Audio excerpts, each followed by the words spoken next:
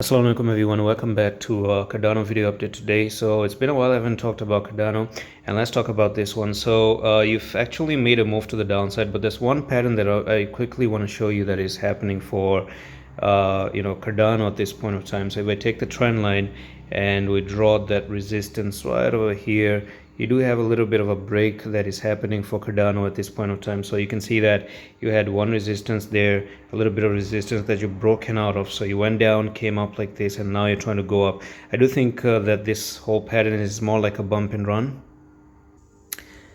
So if I basically show you the image, it looks something like this, where you have a move to the downside and then you try to go up and then you go to the upside. So that's like a bump and run reversal bottom chart example. So it is what it is. Okay, now if we go back to the chart reading at the moment, that's pretty much what I do see, that you went to the downside, you bumped to the downside, you came up, and you're trying to run to the upside.